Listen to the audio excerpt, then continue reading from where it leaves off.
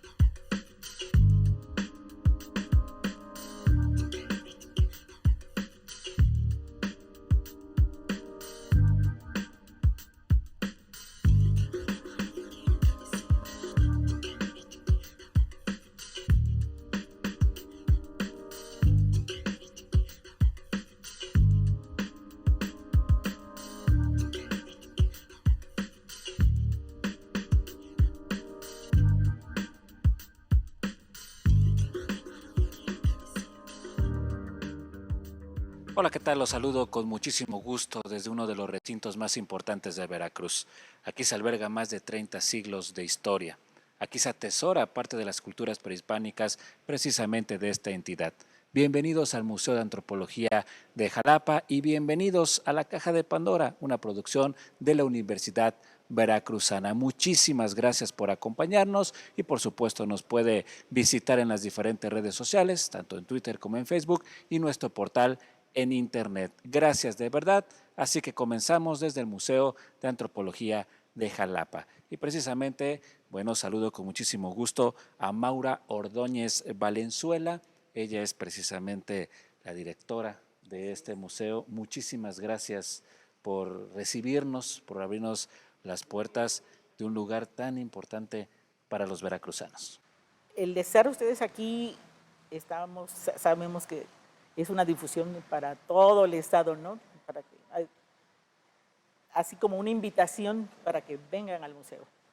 Y voy a, si me permite, parte de su síntesis, arqueóloga por la Universidad Veracruzana, maestría y doctorado en Historia y Etnohistoria por la Escuela Nacional de Antropología e Historia, investigadora de tiempo completo, curadora de la Sala Huasteca y directora, como lo hemos dicho, del MAX desde el 2013 a la fecha. Muchísimas gracias. Saludo con muchísimo gusto al arqueólogo Roberto Luna Gómez Reyes. Gracias por recibirnos también.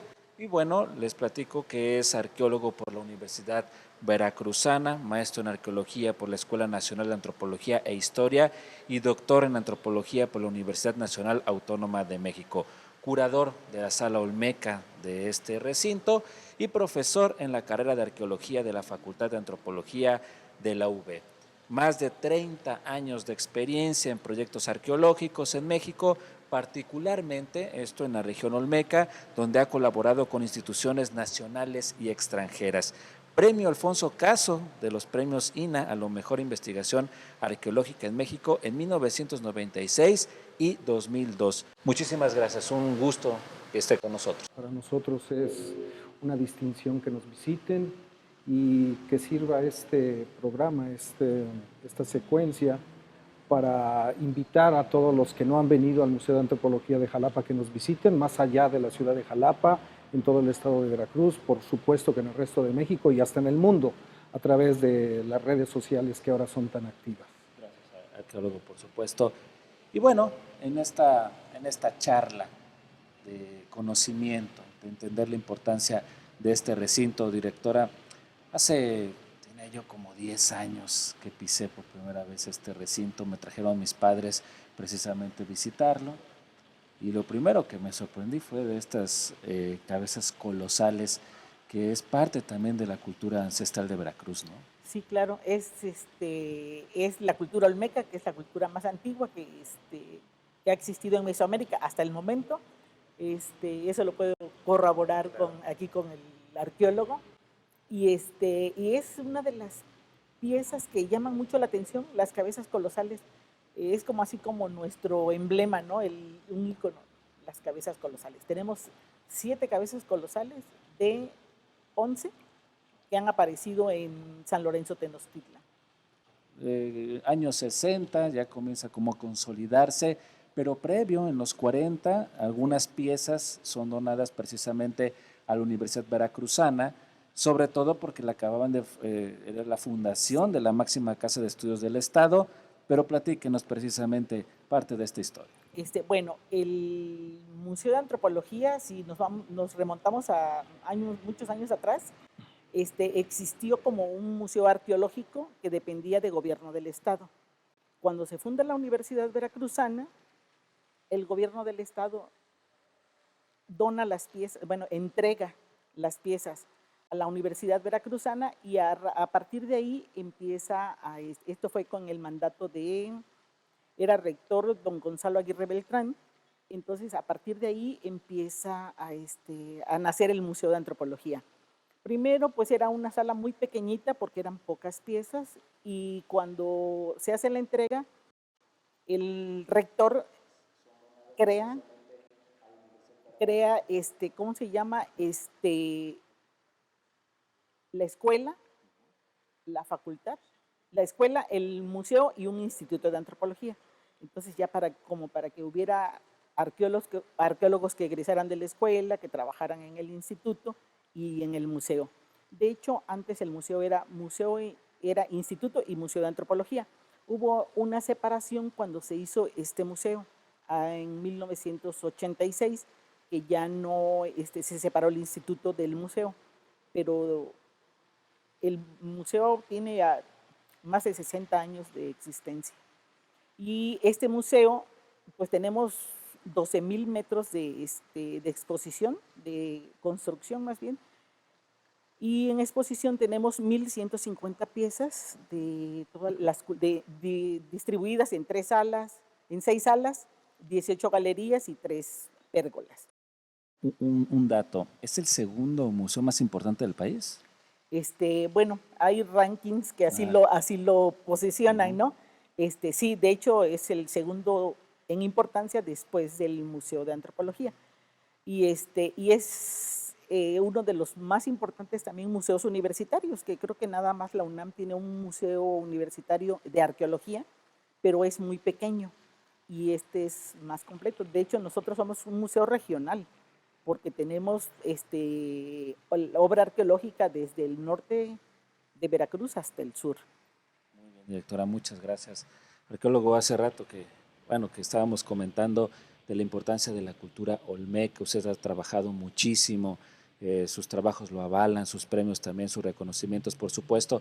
Y platíquenos, ¿por qué es la primera civilización en Mesoamérica?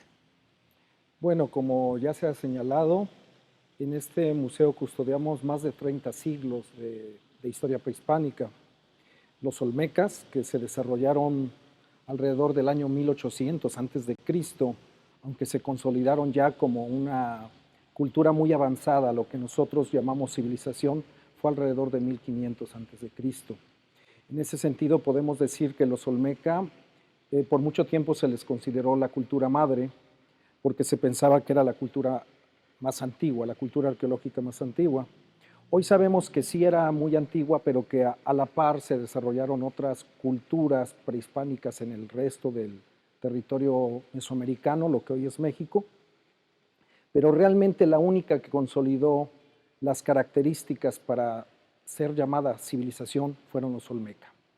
Es decir, estas características que le dan el título, el rango de civilización, implica una consolidación muy importante de los gobernantes olmecas y que reflejaron su poder en la talla de las cabezas colosales y los tronos fundamentalmente.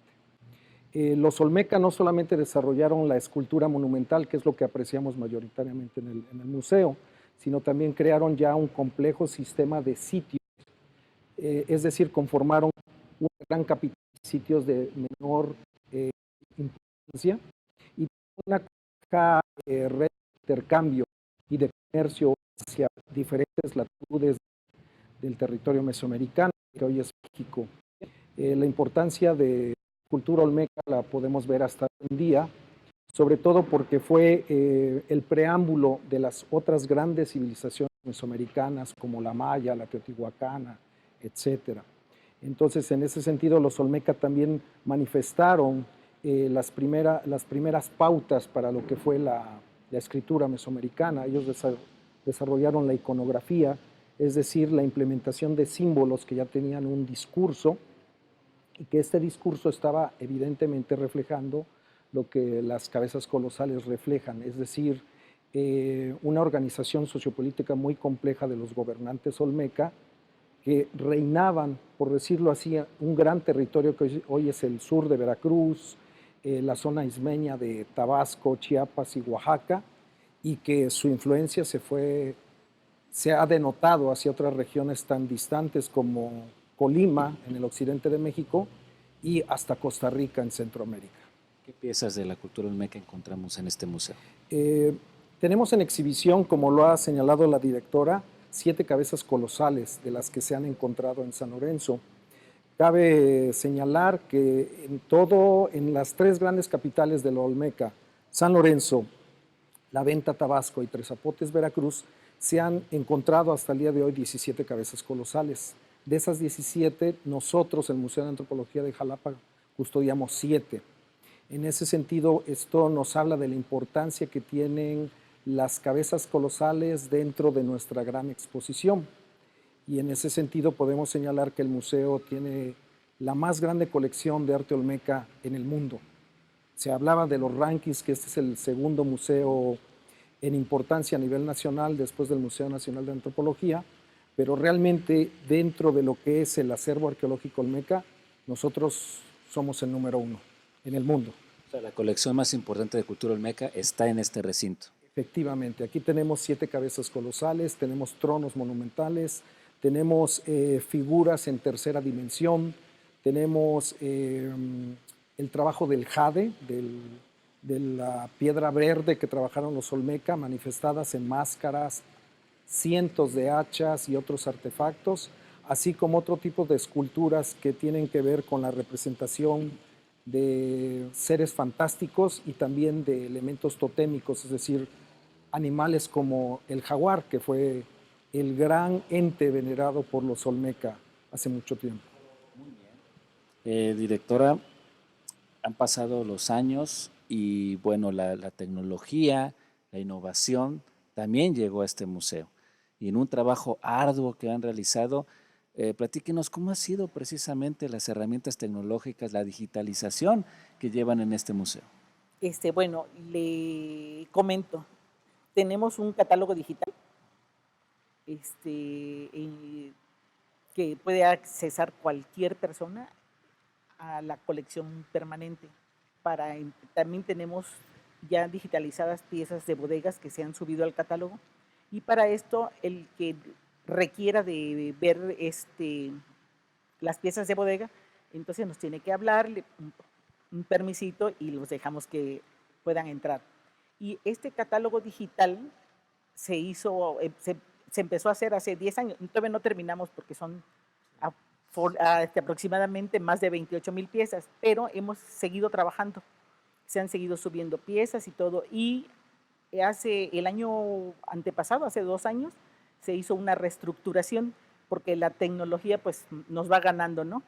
Y ahorita ya está otra vez funcionando nuestro catálogo digital, es muy consultado por todas partes del mundo, nos llegan porque se lleva como un control y es un catálogo digital. Nos los patrocinó Tenaris Tamsa, la empresa de tubos aquí de Veracruz. Tenemos también unas audioguías también que están en inglés, en español y en francés. Próximamente va a estar en náhuatl, ya tenemos la grabación, pero todavía no la hemos podido subir al aparato. Tenemos también un recorrido virtual que también fue patrocinado por Tenaris Tamsa.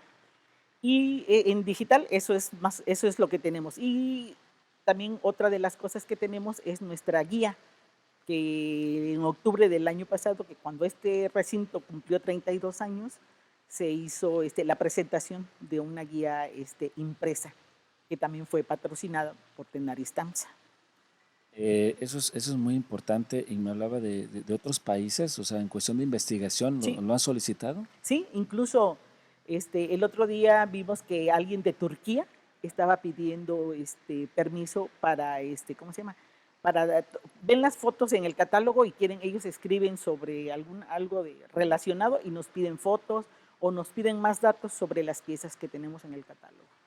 Oiga, aquí no hay descanso, aquí se abre las puertas y platíquenos para precisamente la gente que nos está sintonizando en este momento, pues venga aquí al museo, los horarios, ¿cómo está? Bueno, pues mire, el horario abre de 9 de la mañana a 17 horas, de martes a domingo. Está abierto. Tenemos una visita guiada todos los días a las 15:30 gratis en la compra. Y sí, también le damos apoyo a los investigadores, a los servicios sociales, a muchachos que están en la escuela, que quieren hacer su trabajo recepcional sobre material que nosotros tenemos. Las puertas están abiertas para todos. Arqueólogo, platíquenos un poco su experiencia académica, la investigación, importantísimo. No solamente es un recinto que alberga parte de la historia ancestral de este estado, sino que se apoya para la investigación y el conocimiento. Sí, efectivamente, el Museo de Antropología de Jalapa no solamente se constituye como una sala de exhibición. Detrás de todo esto hay una labor, como se ha mencionado, que no se para, es continua. Hay labores de aspectos museográficos, es decir, continuamente tenemos solicitudes para que nuestras piezas puedan salir a otros recintos, otros museos, incluso a nivel nacional como internacional. En años pasados hemos tenido exposiciones muy importantes, por ejemplo, en China, en Japón, en Sudamérica, en Europa y obviamente en los Estados Unidos. Entonces esa es una parte de la labor que implica la curaduría también. Pero atrás de eso también tenemos continuas investigaciones tanto de campo como de laboratorio. En forma reciente hemos tenido contactos también y vinculaciones con investigadores de otros países inclusive y de instituciones tan importantes como la UNAM para el estudio de la piedra verde, para el estudio de el contexto de los monumentos que nosotros estamos custodiando y también integrarlos a una investigación arqueológica general. En sí hay una labor constante de vinculación con otras instituciones y obviamente la carrera de arqueología donde se están formando los próximos arqueólogos veracruzanos dentro de la Facultad de Antropología de la UB también están en contacto continuo con nosotros, realizando sus trabajos recepcionales, es decir, sus tesis, sus tesinas, sus monografías, con base en los distintos materiales que tenemos aquí.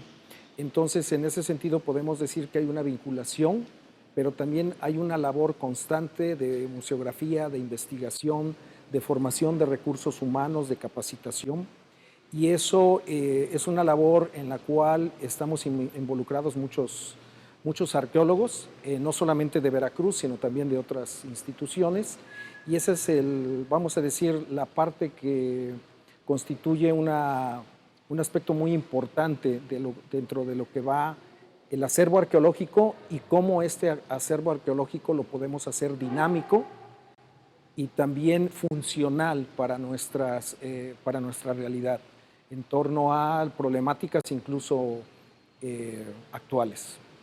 Muy bien, directora, con respecto a lo que habla el arqueólogo, la función de divulgar, de dar a conocer, de entrelazar el conocimiento, también se tiene que hacer de forma itinerante. Ustedes lo han logrado en diferentes municipios. Platíquenos de esa experiencia.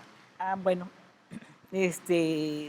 tenemos un museo itinerante porque pensando en que hay niños, sobre todo, que no pueden venir al museo de la periferia de la ciudad o de otras ciudades que están un poquito alejadas, que porque son de escasos recursos, no hay tiempo. Entonces nos dimos a la tarea de hacer un museo, hacerlo. Este es un proyecto que hicieron dos investigadores de aquí del museo.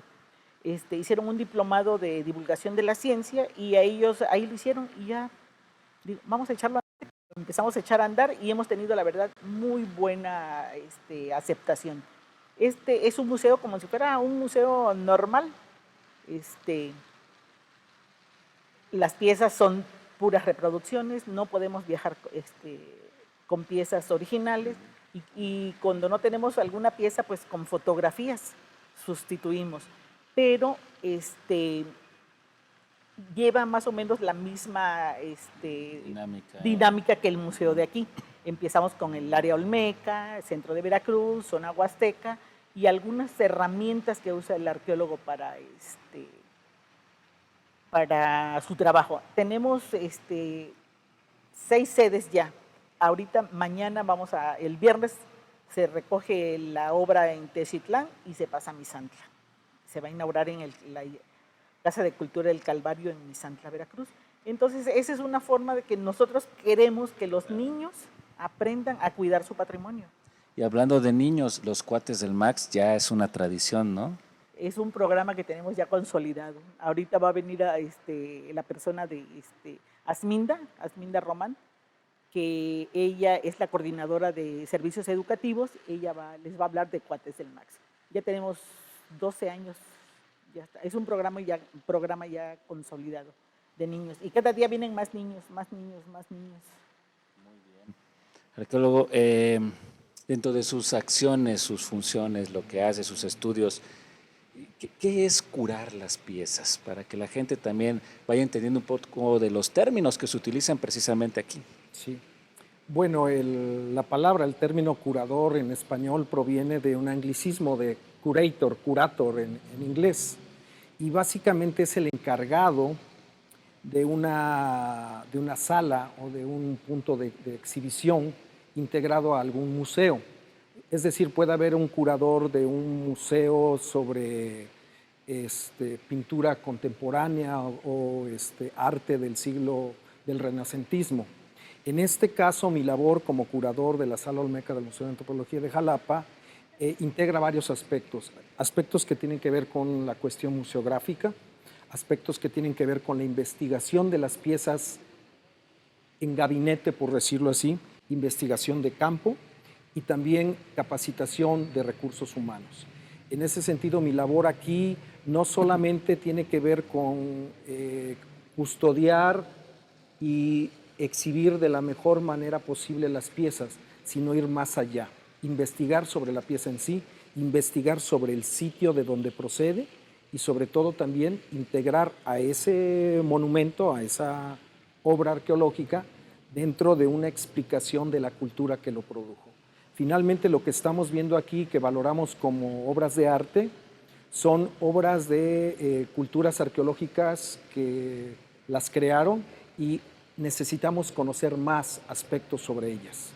Por ejemplo, cuando se hacen que algunas piezas son requeridas en otros lugares, ¿cómo se transporta? ¿Cómo le hacen? Porque tengo entendido que son réplicas nada más, ¿no? En el caso del programa del museo itinerante que menciona mi jefa, la doctora Maura Ordóñez, son reproducciones, pero cuando realizamos el préstamo de piezas de nosotros hacia otras instituciones, sí se trata de piezas originales. y eso implica una labor titánica. Por ejemplo, en el caso de las cabezas colosales, esta cabeza colosal, para poderlas transportar, primero se tiene que mover de la base donde se encuentra, y después, de alguna manera, encapsularla en una caja con las diferentes especificaciones de peso y seguridad para que pueda ser transportada vía terrestre y en ocasiones por vía aérea. ¿Qué cuidados? Tienen que ser muy específicos. Es una labor realmente, ¿cómo decirlo?, delicada, riesgosa hasta cierto punto, porque estamos hablando del manejo de 5 o 6 toneladas, en el caso de las cabezas colosales más grandes hasta más de 10 toneladas. A eso le sumamos el peso y toda la labor que conlleva el encapsulamiento de las mismas, pues implica toda una estrategia que tenemos que plantear desde la misma compañía que se dedica a la transportación de las piezas, como nosotros aquí en el museo, y implica también una serie de labores de carácter legal, porque finalmente nosotros manejamos patrimonio nacional, patrimonio arqueológico, y tiene que llevar los concernientes permisos respectivos del Instituto Nacional de Antropología e Historia, así como un programa realmente o un proyecto o un guión museográfico a donde la pieza se va a exhibir. Muy bien, pues muchas gracias, directora, muchas gracias, arqueólogo, y es momento de hacer una pausa. Les recuerdo que seguimos en la Caja de Pandora. Regresamos.